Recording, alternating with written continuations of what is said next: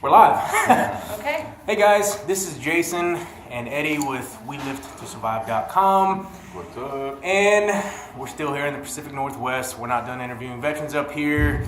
So we are in Ferndale, Washington, right? It's Ferndale? Yeah. Ferndale. All right, here at Club Barbell. All right, I know you can't tell right now, but right through that door right there is a fucking outstanding gym. So we are here interviewing one of the owners right here, who is actually a veteran herself. So, Miss Jessica, if you would do us the honors and tell us a little bit about yourself. Well, I'm Jessica, and I'm a Marine Corps veteran. I got out about 10 years ago, so it's been a while, but I am the co-owner of Club Barbell here in Ferndale, Washington. I'm also a mom of 3, and I am just living life and living my dream and loving every minute of it. Cool. All right. When did you first join? I was actually in ROTC, so back in 1999, I went to the University of Wisconsin through the ROTC program, Nice. and graduated, got my commission in 2003. 2000. Dang, that's shortly after I joined. Me too. Yeah. Yeah, that's actually, I did join in, I think it was November 2003. I remember. Okay. So, Marine Corps, right? Marine Corps. So, since you and I kind of spoke the other day about you being in the Marine Corps and stuff like that, I have a huge question, okay? One, okay, not to sound sexist or anything out there, okay, but being a female, what made you want to join the Marine Corps? Out of all the other branches, what stuck out about the Marine Corps? The Marine Corps, the challenge of it. Honestly, that is all I wanted. Was Awesome. I wanted something to challenge me, and I knew that the other services weren't going to be as challenging for a female as the Marine Corps. So that was my number one reason for joining. Awesome. So what was your job? What was your MOS as an officer in the Marine Corps? I was an air defense control officer, so we Sweet. had a few different functions. We helped control aircraft when they're doing air-to-air combat missions, which we don't actually do anymore. But then we also run radar surveillance so that we can provide an air picture for the commanders. Dang. Nice. That's pretty Wow, sweet. that's really cool. Wow. So, what about deployments? Did you get to experience the beautiful deserts of Iraq? Oh at all? yeah. I deployed Al-Assad, Iraq, and Qatar. I was in IUD with Qatar at an Air Force base, but we traveled up to Camp Blue Diamond and Al-Assad as a Marine liaison officer for the CFAC in IUD. Awesome. Okay, so what was your how long were you over there for? Just 4 months. Short So, deployment.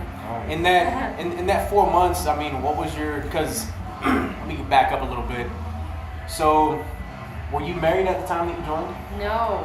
or were you even dating? I was your dating. current I was husband? dating my current husband when I Okay. deployed.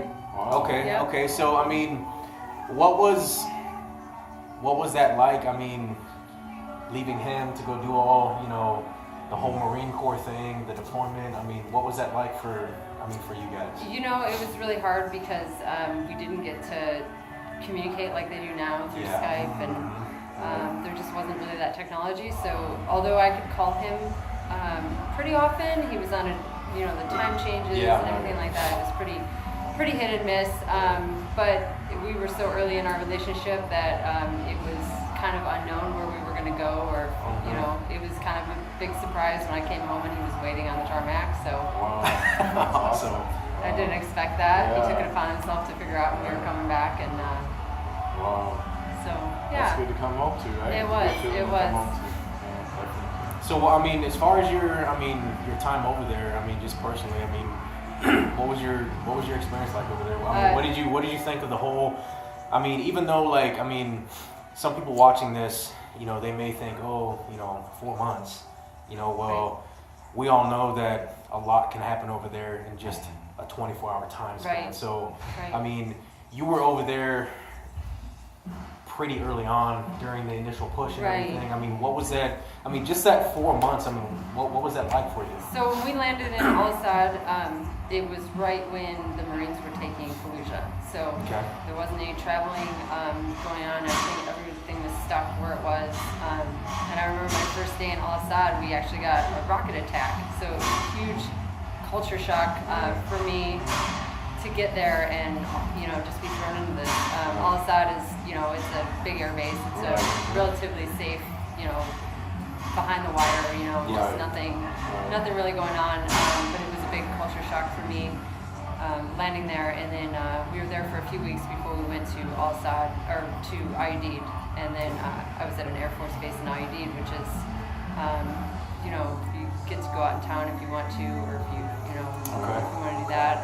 So it was a whole different world, and then and then traveling through Iraq up to Camp Blue Diamond, it was just one extreme to the next.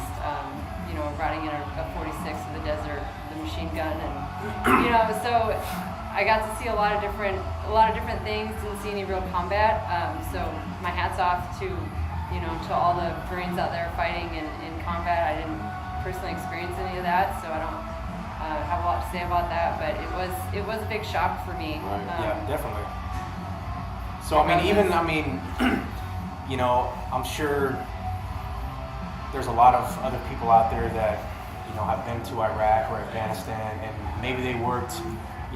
Even me, like there was a lot of times, because I held a secret clearance, that I would, do admin type stuff in the office before I transition out to doing combat deployment or combat missions and stuff like that. But you still hear about stuff. You still hear about friends getting injured, hurt, killed.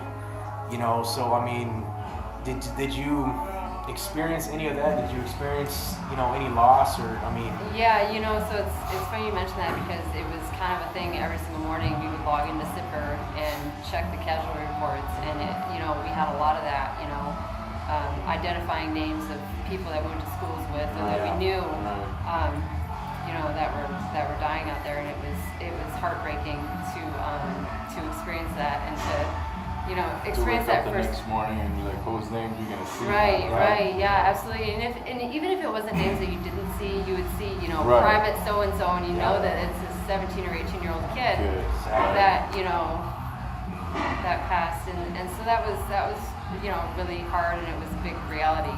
Yeah. Right. So after how much longer? After your deployment and stuff like that, wasn't until you actually exited service?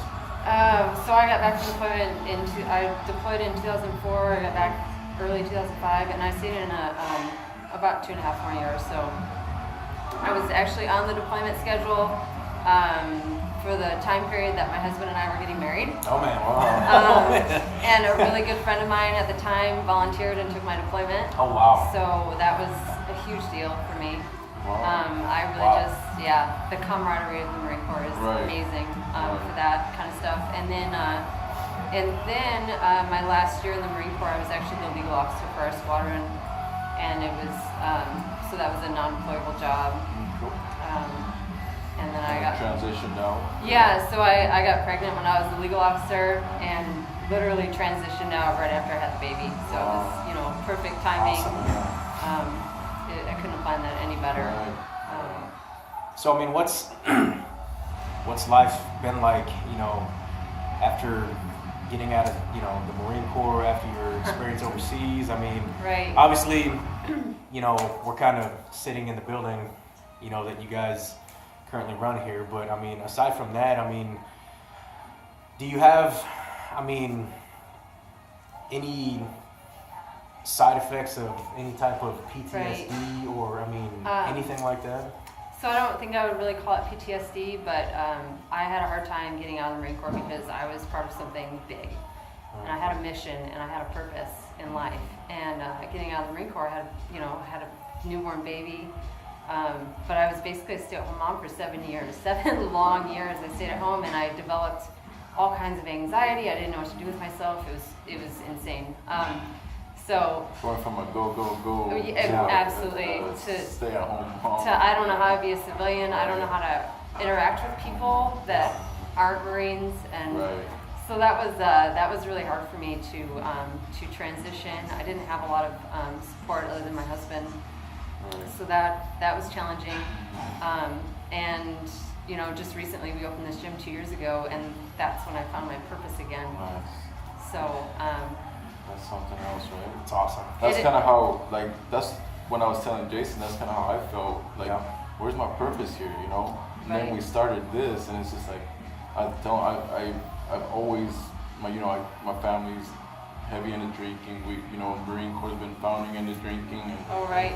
I've always been, that type of person too. But ever since I started this and really focused on our fitness and focused on this message that we're trying to come across, that I've actually let go of alcohol, and that's one of the things that I'm very proud of myself for doing, because it's been very hard to get rid of it. Get that monkey off your back, so to speak. And Well, we've actually, I mean, just in the past couple of weeks, we've had a lot of conversations about the transition of going from military to civilian, because like me, I was in for 9 years, and I went through that when I got out. It's like, what do I do? What do I do? Because you are so, I mean, you're almost like balls to the wall, just Right. every All day, the every time. day, every Right. day. And especially, I mean, if you're in any type of leadership position, whether you're a non-commissioned officer or commissioned officer, you have responsibilities, you have tasks that you have to accomplish every day. Yeah. Right. And then one day you wake up and it's like, man, I like, don't have to do anything. what? Like, I don't need to leave the house today, but, Right. and you would think that that's kind of like almost an exciting, happy thing, Right. Not until it it- kicks in later. yeah, and I mean, it did the same thing with me. I mean, it caused a lot of depression, Right. anxiety got really bad sitting around the house, not knowing what to do, and you almost feel like you said, I mean, it's just like, man, I have no What's purpose the point? anymore. What's Right. the point? Yeah, and I mean, that's it's a lot of the reason why we are interviewing people like this, is because it seems to be that a lot of veterans, regardless of whether they were in for 3 or 4 years or 9, 10 years plus, when they exit, they don't know what to do. Right. Unless they already kind of had something, like I had some buddies who had businesses before they got out, before they exited service. So right away, they had a mission as soon as they got out. Right. But there's those of us that when we get out, Right. we don't really think about that. What the other, part that isn't really brought to light is, okay, you serve, you get to these, post, what do they call it when we were getting out? Those classes that they give Yeah, you towards the yeah. end, right? Oh, yeah. The So- separation Say, class or yeah, something. Yeah. right. So we get those classes. Okay, you're done, and they're done with you. That's Yep. it. You know what I mean? So what happens during that time frame where you're trying to find yourself again? Right. You just, they don't really care that you're, you know what I mean? So it's Yeah. like, let's check up on that dude. No, let's check up on that, Yeah. gal or whatever, Right. and see how they're doing. But no, that's it. They're done. So- You're done. You guys opened up this gym. Like, what made you guys decide to? I mean, of all the millions of things that you can do in the world, what made you guys decide to open up a gym? When we met, the one thing that we really, really had in common was fitness. I was into running. John was into lifting. I dabbled in a little bit of lifting, but I have since recovered from my running addiction. So you're saying that you were you were a military officer and you were into running? Yeah. That's all we do. I know. That's all we do. So I've recovered from that, and I'm no longer a runner. But we've always had a passion for fitness. We're heavy into drinking. Right. Military, Right. it just comes with Right. comes with the package, right? Right. It's an issue Um, thing. Yeah.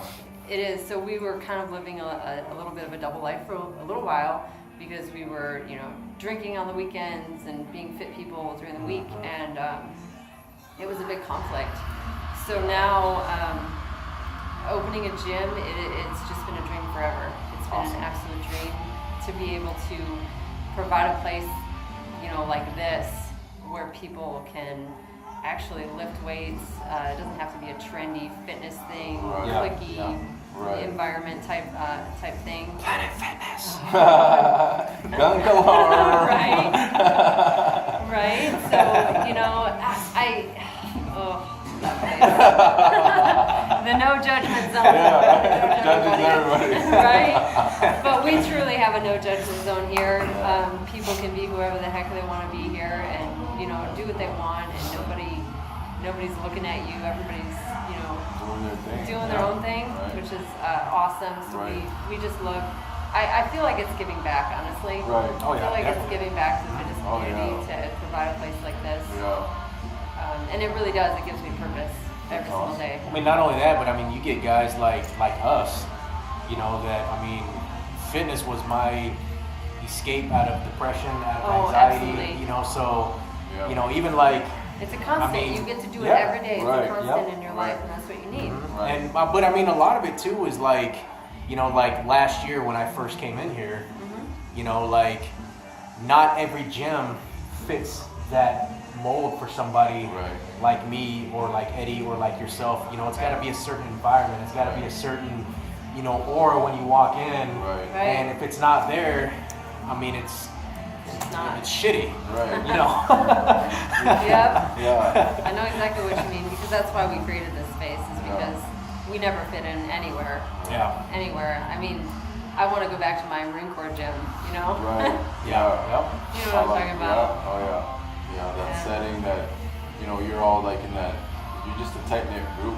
Yep. You're all serving the same purpose Right. and getting that angry monkey off your back. So that's The big angry monkey that everybody always talks about. Right. Right. Awesome. Well, we're gonna wrap this up, folks. Yeah. Again, we're here at Club Barbell, and we appreciate you taking the time out of your weekend, out of your day. You guys have social media on your Club Barbell? Yeah. So Yeah. you can find us on Facebook or Instagram. There we go. Club Barbell WA. There you go. Cool. Matter of fact, we will.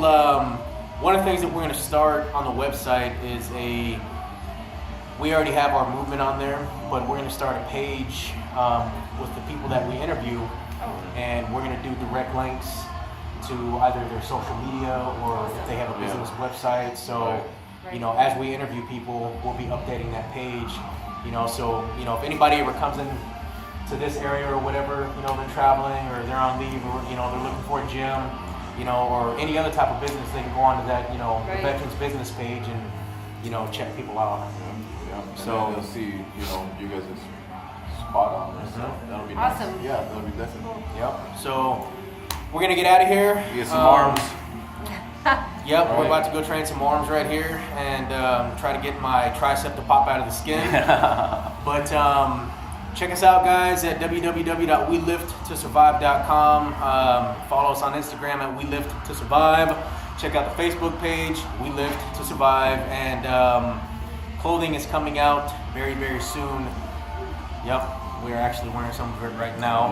She's in Club Barbell attire, which is Oh, fine yeah. as well. Yes. ClubBarbell.com. But thank you, Jessica. Thank you for your service. Thank you what you've done for our country. Thank you guys. And Appreciate it. Yeah. we'll see you guys later.